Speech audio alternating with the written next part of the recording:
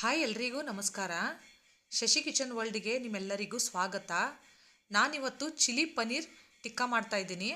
ತುಂಬಾ ಡಿಫ್ರೆಂಟಾಗಿದೆ ಫ್ರೆಂಡ್ಸ್, ಆಮೇಲೆ ಟೇಸ್ಟಿಯಾಗಿ ತುಂಬ ಚೆನ್ನಾಗಿರುತ್ತೆ. ನೀವು ಕೂಡ ಒಂದು ಸರ್ತಿ ಟ್ರೈ ಮಾಡಿ. ವಿಡಿಯೋ ಸ್ಟಾರ್ಟ್ ಮಾಡೋಣ ಬನ್ನಿ. ಮೊದಲಿಗೆ ನೋಡಿ, ತುಂಬ ಬೇಸಿಕ್ ಥಿಂಗ್ಸಿಂದ ಮಾಡ್ಕೊಳ್ಳುವಂಥದ್ದು, ತುಂಬಾ ಸಿಂಪಲ್ ಆಗಿರುವಂಥ ರೆಸಿಪಿ, ಅದ್ರ ತಿನ್ನಕ್ಕೆ ಮಾತ್ರ ತುಂಬಾ ಅದ್ಭುತವಾಗಿರುತ್ತೆ. ಬನ್ನಿ ಹಾಗಾದರೆ ಇವಾಗ ಸ್ಟಾರ್ಟ್ ಮಾಡೋಣ. ಮೊದಲಿಗೆ ನಾನು ನೋಡಿ ಒಂದು 2-3 ಟೀ ಸ್ಪೂನಷ್ಟು ಶೇಂಗಾ ಬೀಜನ ತೊಗೊಂಡಿದ್ದೀನಿ. ಇದನ್ನು ಕಡಲೆ ಬೀಜ ಅಂತ ಕೂಡ ಕರೀತಾರೆ. ಇದನ್ನು ಸ್ವಲ್ಪ ರೋಸ್ಟ್ ಮಾಡ್ಕೊಳ್ಳೋಣ, ಡ್ರೈ ರೋಸ್ಟು. ನೋಡಿ ಶೇಂಗಾ ಹುರಿಯೋಕ್ಕೆ ಸ್ಟಾರ್ಟ್ ಆಗಿದೆ. ನೀವು ಅನ್ಕೋತೀರಾ ಇದನ್ನು ನಾನು ರೆಡಿ ಮಾಡಿದಾಗ ನೀವೇ ಅನ್ಕೊತೀರಾ ಇಷ್ಟು ಸಿಂಪಲ್ ಆಗಿರುವಂಥ ರೆಸಿಪಿ ಇಷ್ಟೊಂದು ಟೇಸ್ಟಿಯಾಗಿರುತ್ತಾ ಅಂತ ನೀವು ಅನ್ಕೊತೀರಾ. ನಿಜವಾಗ್ಲೂ ಅಷ್ಟು ಸೂಪರಾಗಿರುತ್ತೆ. ಇವಾಗ ನೋಡಿ ಕಡಲೆ ಬೀಜನ ಮಿಕ್ಸಿ ಜಾರ್ಗೆ ಹಾಕೊತೀನಿ. ಇದನ್ನು ಇವಾಗಲೇ ರುಬ್ಕೊಳ್ಳಲ್ಲ, ತಣ್ಣಗಾಗಲಿ. ಮಿಕ್ಕಿದ ಇನ್ನೊಂದು 2-3 ಐಟಮ್ಗಳನ್ನ ನಾವು ಫ್ರೈ ಮಾಡ್ಕೋಬೇಕಾಗುತ್ತೆ. ಅಲ್ಲಿವರೆಗೂ ಇದು ಕಡಲೆ ಬೀಜನೂ ತಣ್ಣಗಾಗುತ್ತೆ. ಮಿಕ್ಸಿ ಎತ್ತಿಟ್ಕೊಳ್ಳೋಣ ಪಕ್ಕಕ್ಕೆ. ಬನ್ನಿ ಇವಾಗ ನೆಕ್ಸ್ಟ್ ಪ್ರೊಸೆಸ್ ಕಡೆ ಹೋಗೋಣ ನಾವು. ಇವಾಗ ನೋಡಿ ಇದೇ ಹಂಚಿಗೆ, ಕಾಯ್ದಿರುವಂಥ ಹಂಚಿಗೆ ನಾನು ಇಲ್ಲಿ ಹಸಿಮೆಣಸಿನ್ಕಾಯಿನ ಒಂದು 10-12 ಹಸಿಮೆಣಸಿನ್ಕಾಯಿನ ಹಾಕ್ಕೊಂಡಿದ್ದೀನಿ. ನಿಮ್ಮ ಖಾರ ತಕ್ಕ ನೋಡ್ಕೊಂಡು ನೀವು ಹಾಕ್ಕೊಳ್ಳಿ. ಆಮೇಲೆ 1 ಗೆಡ್ಡೆ ಬೆಳ್ಳುಳ್ಳಿ, ಇದನ್ನು ಕೂಡ ಹುರ್ಕೋಬೇಕಾಗುತ್ತೆ.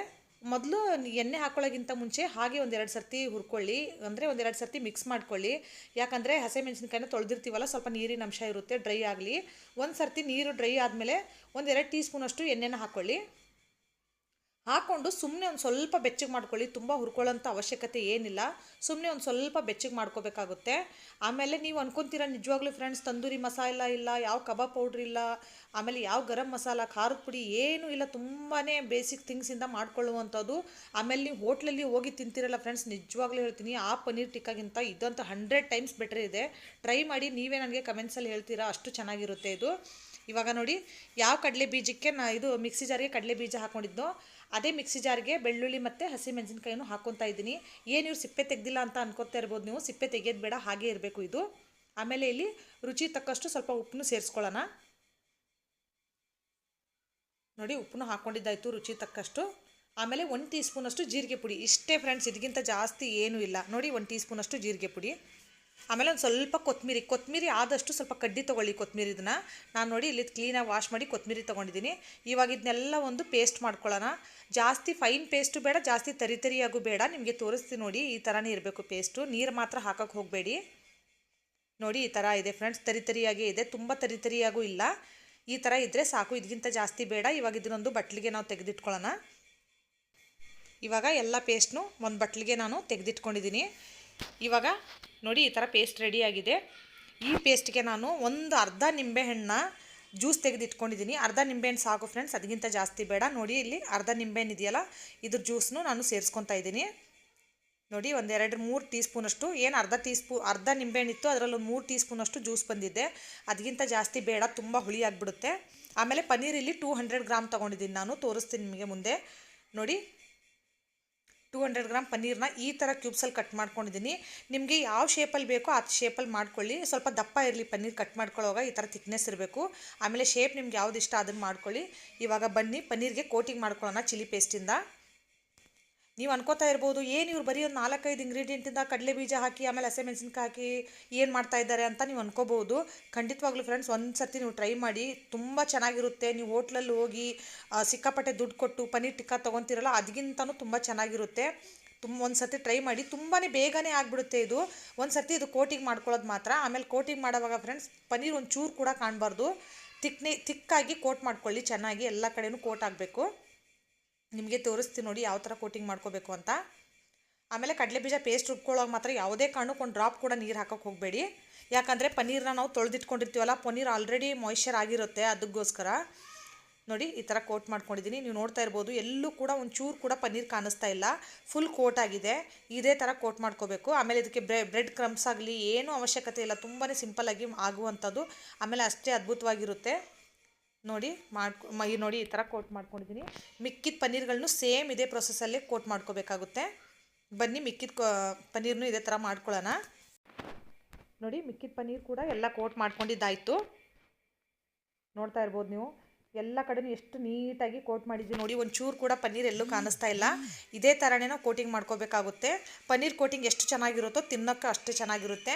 ಇಲ್ಲಿ ಒಂದು ಹಂಚನ್ನ ಕಾಯಕ್ಕೆ ಇಟ್ಕೊಂಡಿದ್ದೀನಿ. ಸೇಮ್ ಅದೇ ಹಂಚು ನಾವು ಯಾವ ಹಂಚಲ್ಲಿ ನಾವು ಕಡಲೆ ಬೀಜ ಮತ್ತು ಬೆಳ್ಳುಳ್ಳಿ ಹಸಿಮೆಣಸಿನ್ಕಾಯಿನ ಫ್ರೈ ಮಾಡ್ಕೊಂಡಿದ್ವಲ್ಲ ಅದೇ ಹಂಚಲ್ಲಿ ನಾನು ಎಣ್ಣೆ ಹಾಕೋತಾ ಇದ್ದೀನಿ. ಇದಕ್ಕೇನು ತುಂಬ ಎಣ್ಣೆನೂ ಅವಶ್ಯಕತೆ ಇಲ್ಲ ಫ್ರೆಂಡ್ಸ್. ನೋಡಿ ಇಷ್ಟು ಎಣ್ಣೆ ಆದರೆ ಸಾಕು. ಇಷ್ಟು ಎಣ್ಣೆ ಇಲ್ಲ ಇಷ್ಟೊಂದೆಲ್ಲ ಪನ್ನೀರನ್ನ ನಾವು 200 ಗ್ರಾಮ್ ಪನ್ನೀರನ್ನ ಆರಾಮಾಗಿ ಟಿಕ್ಕಾಗಳನ್ನ ಮಾಡ್ಕೋಬೋದು. ತುಂಬ ಚೆನ್ನಾಗಿರುತ್ತೆ. ಒಂದು ಸರ್ತಿ ಎಲ್ಲ ಕಡೆನೂ ಆಯಿಲ್ನ ಗ್ರೀಸ್ ಮಾಡ್ಕೊಳ್ಳಿ, ನೀಟಾಗಿ ಸ್ಪ್ರೆಡ್ ಮಾಡ್ಕೊಳ್ಳಿ ಎಲ್ಲ ಕಡೆನೂ. ಆಮೇಲೆ ಹಂಚು ತುಂಬ ಓವರ್ ಹೀಟ್ ಮಾಡ್ಕೊಳ್ಳೋಕೆ ಹೋಗಬೇಡಿ. ಒಂದು ಸರ್ತಿ ಹಂಚನ್ನ ಬಿಸಿ ಮಾಡ್ಕೊಂಡ್ಮೇಲೆ ಗ್ಯಾಸ್ ಸಿಮ್ಮಲ್ಲಿ ಇಟ್ಕೊಂಬಿಡಿ. ನೋಡಿ ನಾನು ಪನ್ನೀರ್ ಟಿಕ್ಕಾಗಳನ್ನ ಇಡ್ತಾ ಇದ್ದೀನಿ, ನೋಡ್ತಾ ಇರ್ಬೋದು. ಹಂಚು ತುಂಬ ಬಿಸಿ ಇಲ್ಲ, ಲೈಟಾಗಿ ಬಿಸಿ ಆಗೋಕ್ಕೆ ಸ್ಟಾರ್ಟ್ ಆಗಿದೆ. ಒಂದು ಸರ್ತಿ ಲೈಟಾಗಿ ಹಂಚು ಬಿಸಿ ಆಗೋಕ್ಕೆ ಸ್ಟಾರ್ಟ್ ಆದಮೇಲೆ ಗ್ಯಾಸ್ ಸಿಮ್ಮಲ್ಲಿ ಇಟ್ಕೊಂಬಿಡಿ. ನೋಡಿ ಇವಾಗೆಲ್ಲ ಪನ್ನೀರನ್ನ ಒಂದೊಂದಾಗಿ ಇಡ್ತಾ ಇದ್ದೀನಿ. ಎಲ್ಲ ಪನ್ನೀರನ್ನು ಜೋಡಿಸ್ಕೊಂಬಿಡಿ. ನಿಮಗೆ ಎಷ್ಟು ಹಂಚಲ್ಲಿ ಹಿಡಿಯುತ್ತಲ್ಲ ಅಷ್ಟು ಪನ್ನೀರ್ಗಳನ್ನೆಲ್ಲ ಹಾಕೊಂಬಿಡಿ. ಫುಲ್ ಫಿಲ್ ಮಾಡೋಕ್ಕೆ ಹೋಗಬೇಡಿ, ಯಾಕಂದರೆ ತಿರುಗಿಸ್ಕೊಳ್ಳುವಾಗೆಲ್ಲ ಕಷ್ಟ ಆಗುತ್ತೆ. ಆಮೇಲೆ ಸುಮ್ಮನೆ ಸ್ವಲ್ಪ ಶಾಲು ಫ್ರೈ ಮಾಡ್ಕೋಬೇಕು, ಇದನ್ನು ತುಂಬ ಚೆನ್ನಾಗಿರುತ್ತೆ. ನೋಡಿ ಎಲ್ಲ ಪನ್ನೀರನ್ನು ಹಾಕ್ಕೊಂಡಿದ್ದಾಯಿತು. ಇವಾಗ ವಿಡಿಯೋದಲ್ಲಿ ನೋಡ್ತಾ ಇರ್ಬೋದು ಗ್ಯಾಸ್ ಮಾತ್ರ ಸಿಮ್ಮಲ್ಲಿದೆ ಫ್ರೆಂಡ್ಸ್. ಸಿಮ್ಮಲ್ಲಿ ಇಟ್ಕೊಂಡು ಒಂದು 2 ನಿಮಿಷ ಆದಮೇಲೆ ಟರ್ನ್ ಮಾಡ್ತಾ ಇದ್ದೀನಿ. ನೋಡಿ colour golden colour brown colour ಬರೋಕ್ಕೆ ಸ್ಟಾರ್ಟ್ ಆಗಿದೆ. ಅವಾಗವಾಗ 4 ಕಡೆಯಿಂದನೇ ನಿಧಾನಕ್ಕೆ ಫ್ರೆಂಡ್ಸ್ ಫ್ರೈ ಮಾಡ್ಕೊಳ್ಳಿ. ಸ್ವಲ್ಪ ಕೈ ಹಚ್ಚಿ, ಯಾಕಂದರೆ ಅಷ್ಟೊಂದು ಬಿಸಿ ಇರಲ್ಲ, ಗ್ಯಾಸ್ ಸಿಮ್ಮಲ್ಲಿ ಇಟ್ಟಿರ್ತೀವಿ, ಅಷ್ಟೊಂದು ಬಿಸಿ ಆಗಿರಲ್ಲ. ನಿಧಾನಕ್ಕೆ ಕೋಟಿಂಗ್ ಮಾತ್ರ ಯಾವುದೇ ಕಾರಣಕ್ಕೂ ಪನ್ನೀರಿಂದ ಸಪ್ರೇಟ್ ಆಗಬಾರ್ದು, ಆ ಥರ ನೋಡ್ಕೊಳ್ಳಿ. ನೋಡಿ ಎಲ್ಲ ಪನ್ನೀರ್ನು ನಾನು ಟರ್ನ್ ಮಾಡ್ಕೊಂಡಿದ್ದೀನಿ. ಎಲ್ಲನೂ ಯಾವ ಥರ ಚೆನ್ನಾಗಿರೋ ಕಲರ್ ಬರ್ತಾಯಿದೆ. ಆ ಕಡೆಯಿಂದನೂ ಫ್ರೈ ಆಗಲಿ. ಸ್ವಲ್ಪ ನಿಮಗೆ ಎಣ್ಣೆ ಕಮ್ಮಿ ಅನ್ನಿಸಿದಾಗ ಮತ್ತೆ 1 ಟೀ ಸ್ಪೂನಷ್ಟು ಎಣ್ಣೆನ ಹಾಕ್ಕೊಳ್ಳಿ. ನೋಡಿ ಎಲ್ಲನೂ ನೀಟಾಗಿ ಫ್ರೈ ಆಗ್ತಾಯಿದೆ. 4 ಕಡೆಯಿಂದ ತಿರುಗಿಸಿ ಆ ಕಡೆ ಈ ಕಡೆ ಮಾಡಿಕೊಂಡು ಮಿಕ್ಸ್ ಮಾಡ್ಕೋತಾನೆ ರೀ. ಸ್ವಲ್ಪ ಹಂಚು ಬೇಗ ತಣ್ಣಗಾಗ್ಬಿಟ್ಟಿತ್ತು ಅಂತ ಮತ್ತೆ ಒಂದು ಚೂರು ಹಂಚನ್ನ ಬಿಸಿ ಮಾಡ್ಕೋತಾ ಇದ್ದೀನಿ.